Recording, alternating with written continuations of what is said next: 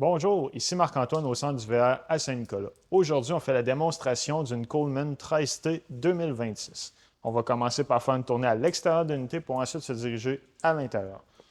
On commence en avant droit, on va retrouver une petite douchette extérieure avec l'eau chaude et l'eau froide. Sous celle-ci, on a les fameux low points. Donc, c'est les valves qui servent à vidanger l'eau de la plomberie, les points le plus bas de l'unité. Donc, on peut vider l'eau chaude et l'eau froide. On a une patte stabilisatrice aux quatre coins pour stabiliser la roulotte. Notre porte d'entrée. On a notre sortie pour la fournaise qui fonctionne au propane. Une prise de courant qui fonctionne sur le 120 volts lorsque celle-ci est branchée au mur. Un autre patte stabilisatrice et on a une petite sortie pour le propane, donc pour brancher soit un barbecue ou un foyer extérieur. À l'arrière, on a notre compartiment cargo. Donc, pour l'ouvrir, on vient le débarrer.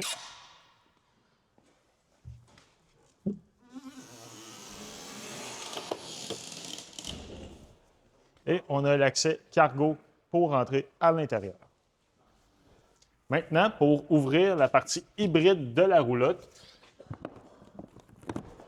on vient la débarrer des deux côtés. Et on vient simplement tirer sur celle-ci qui va nous donner un lit supplémentaire. On va le monter ensuite à l'intérieur. Maintenant, si on va sous l'unité à l'avant, on a notre système d'égout. Donc, on a l'eau valve, la valve noire pour l'eau noire et la valve grise pour tout ce qui est la toilette, pas la toilette, les robinetteries de douche et d'évier de cuisine. Quand on veut effectuer une vidange, on ouvre notre cape, on vient brancher notre tuyau. On va toujours commencer par vider la valve noire qui est l'eau de la toilette. Ensuite, lorsqu'on a terminé, on ouvre la valve grise. Ça va effectuer un rinçage complet de l'unité. Lorsqu'on est terminé, on referme nos valves et on remet notre cape. Pour le chauffe-eau, celui-ci, c'est un chauffe-eau instantané, donc qui fonctionne au propane. Très important, si on veut qu'il soit en fonction, on vient mettre l'interrupteur à on. On a ensuite le contrôleur à l'intérieur pour gérer la température.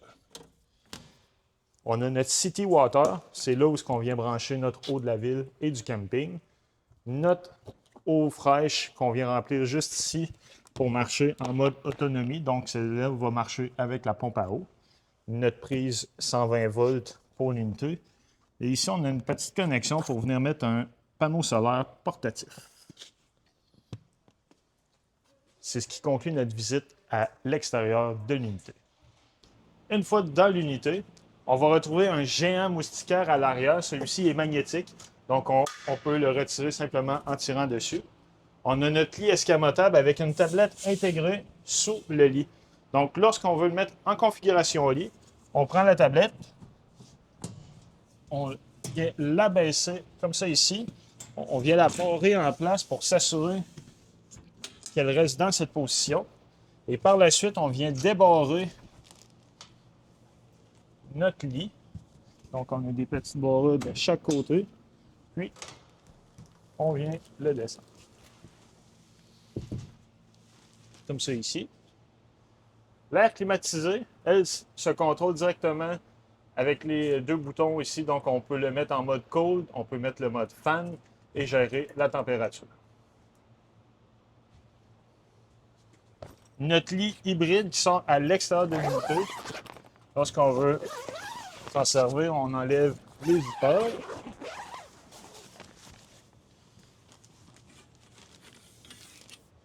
On a un bâton qui vient avec. On vient le clipper sur l'arche, comme ça ici, et on fait simplement pousser pour mettre le lit en fonction et on vient le barrer juste ici.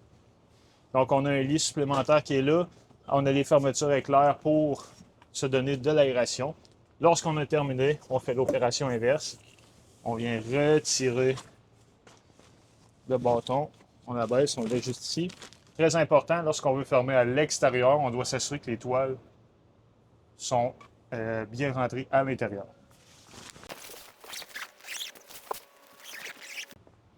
Puisque c'est une roulotte cargo, on peut y mettre un véhicule récréatif à l'intérieur. Donc, on a des trappes de ventilation qu'on vient simplement ouvrir. On en a une ici, on en a une au bas à l'arrière. On a une prise 120 volts avec prise USB et USB-C pour charger les téléphones. Notre réfrigérateur, donc on a un congélateur, celui-ci fonctionne sur le 12 volts. Comme ça ici. On a un panneau de rangement en haut, une prise de courant au plafond, ainsi que le branchement de notre câble coaxial pour la télévision. Lorsqu'on veut capter des postes, très important, on doit activer le booster. Juste ici, on doit voir la lumière verte. Maintenant, on a une cuisinière qui fonctionne au propane. Donc, elle, pour l'allumer, on va simplement activer le bouton, comme ça ici. On a notre évier, robinet eau chaude, eau froide. Notre prise 120 volts avec le breaker intégré. Donc, si jamais on n'a pas de courant 120 volts dans la roulotte, on vient s'assurer ici que le bouton est bien enclenché pour avoir du courant. Un micro-ondes conventionnel. Notre panneau des breakers. Donc, tout ce qui gère le 120 volts et le 12 volts avec les fusibles. Lorsqu'une fusible est brûlée, il va y avoir une petite lumière rouge qui va allumer à côté de celle-ci. Maintenant, dans la salle de bain, on a une douche-toilette, donc robinet eau chaude, eau froide, et une toilette pour flusher aux pieds. Pour ce qui est le panneau des contrôles, on va retrouver notre contrôle de chauffage. Donc, on vient simplement le mettre à on de cette façon, et on peut gérer la température.